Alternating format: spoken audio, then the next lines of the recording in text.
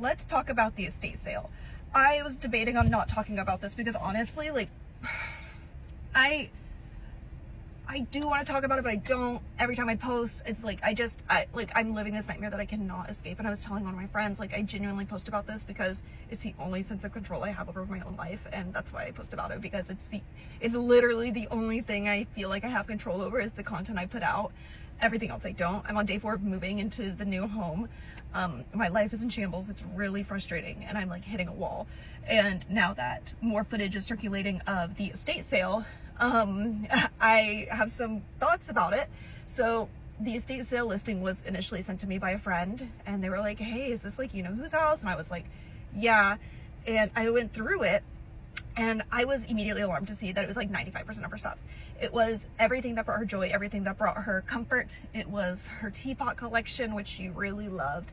These like Venetian mirrors that she just had to have, like her clothes, her shoes, cameras, iPad, journals, medicine, like her entire, like everything. And I crashed out on my close friend's story. I was crying, and I was like, what is this? This looks like she was raptured. I am so confused right now. And there was an ottoman that I wanted, so I made the decision to go in the last hour because I found out about it late, and I was like, okay, last hour, like maybe the ottoman is still there. Silly me, I guess I don't really know how estate sales work because it was definitely not there. But what was there was really hard to watch because it was a bunch of strangers digging through the remnants of my ex-best friend's house, and it was a very emotional experience, and I did shed some tears. It was really sad. Not only that, but I was really alarmed to see that Leah left behind a plushie that like meant a lot to her, that she would like sleep with every night, and that she took with her whenever she wasn't feeling well, like to surgeries, this or that, or whenever she was scared. It brought her a lot of comfort. Its name was Pinky. And I was like, what the hell? Like, this is so bizarre. So I went home. I was crying, by the way. Like, I was crying when I saw Pinky because I had a lapse in empathy, or a lapse in, you know, staying strong, and empathy kicked in. I got Pinky in case she ever decided that she didn't mean to get rid of Pinky. I don't know. So like I said, grief, empathy, it's weird. And I called Zach, and I was like, this is really alarming to me. Is this not alarming to you? He was like, no, why would it be weird? I was like, you don't find it weird that she's getting rid of everything that she like loves, everything that she adores? You don't think that's weird? He's like, oh, well, she just like wants a new start, like, you know. And I said, Zach, that's just like not how it works. Like, yeah, you want a fresh start, but you don't like be like, time to get rid of my iPad. You know what I mean? You don't like there are certain things like you go get a fresh start, but you don't get rid of like your personal, like very personal, close to you belongings. Sure, junk, yeah. I was alarmed to see like all of her Christmas and Halloween decorations because those brought her so much joy. She like decorates for Halloween like a month early and then like leaves it all up. And then same with Christmas, like she just loves that stuff. So I'm like, are you not alarmed? And I was like, I'm scared for her soul. And again, empathy was taking over.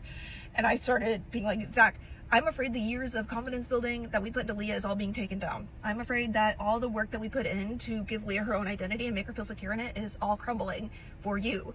And he was like, I told her to bring absolutely anything she wanted. I didn't tell her what she could and couldn't bring. I said, bring absolutely anything you want. And I said, I believe that, because I do believe that. And I said, but you know Leah, and you know that she does not need to be told what to do, and she will assume what you want. And I was right, because he kept on saying stuff along the lines of like, you know, we have like an adult house now, this, that, and the other. And I was like, okay, so admission that like, yeah, you were okay with her. Just, I was like, if she's your soulmate, shouldn't you like be like, yeah, this is all the stuff I love about her. Like, why are you getting rid of this stuff? No, Zach doesn't care. Not because Zach wants her to reduce her identity to nothing for him, but because he actually just does not care. Because somebody who cares about you and who you are wouldn't let you water yourself down for them. They would want you exactly as you are. And I was like, she got rid of Pinky. He was like, who's Pinky? I said, you're her soulmate. You've been with her 8 months and you don't know who Pinky is. That made me crash out. I was like, who are you guys? Who are you guys? I'm so confused. Who are you guys? Like, who are you? And it's so interesting because a couple weeks before all this went down, Zach was like, yeah, me and Leah have a lot in common. I said, what do you mean? He was like, she was popular in high school. And so was I. And I was like, that's weird. She's only ever told me that she was bullied in high school. I know she's told you guys that she was bullied in high school. So why is she telling Zach that she was popular in high school? It's because she mirrors and she tells people what she thinks will get them to relate or have sympathy for her. So anyway, all this stuff, like I crashed out. It was much needed healing to really accept that the Leah that I know doesn't exist. She's gone. I had a really vivid dream about her last night. It was horrible. I woke up in such a bad mood.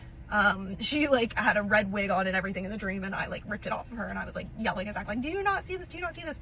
Again, I don't want Zach back. I would never want a man that didn't pick me. When somebody shows me exactly who they are and what they think about me, it's pretty easy for me to change my energy and put it somewhere else. Especially on such a level of betrayal when you can't follow through on the commitment to your wife, your daughter, and the 5 pets you bought.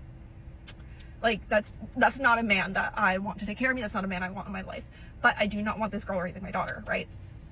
So I'm crashing out and texting Zach. I'm like, a skinwalker is raising our daughter. Like, wake up. She's getting rid of everything, and I wouldn't doubt it's to try to become more like me.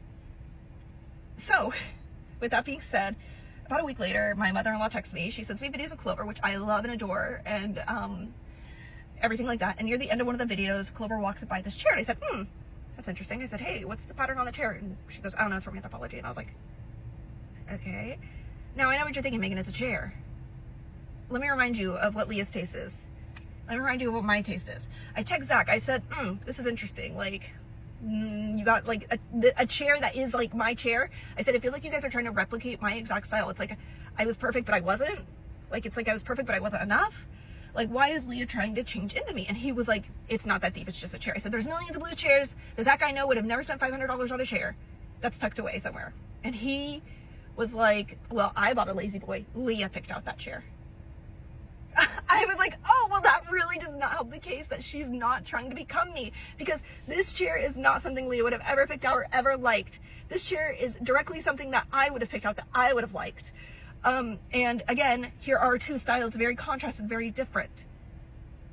I'm like, Zach, how do you not see that she got rid of everything that she was before so she can create herself a new identity as me?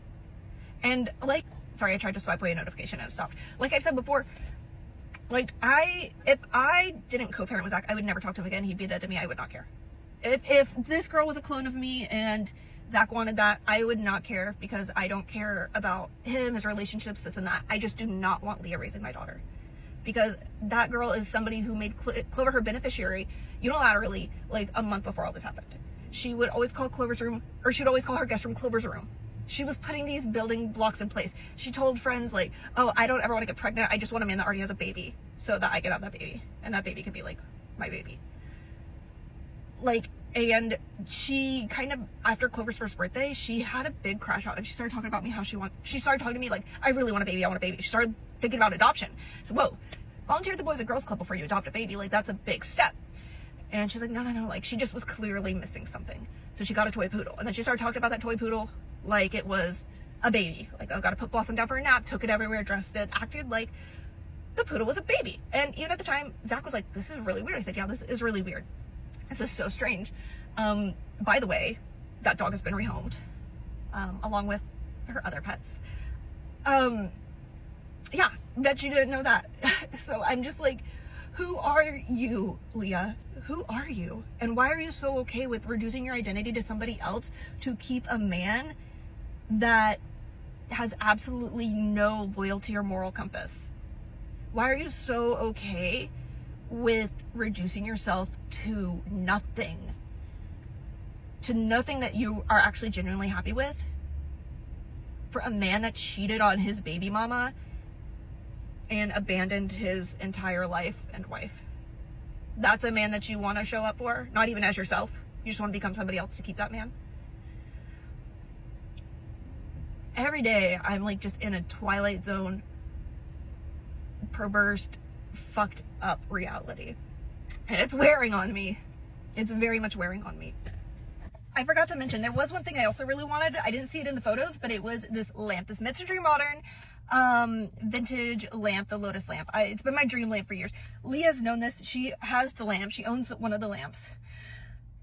And I asked Zach, I was like, hey, that lamp, did you leave it? And he was like, no, that's like one of the things we did take.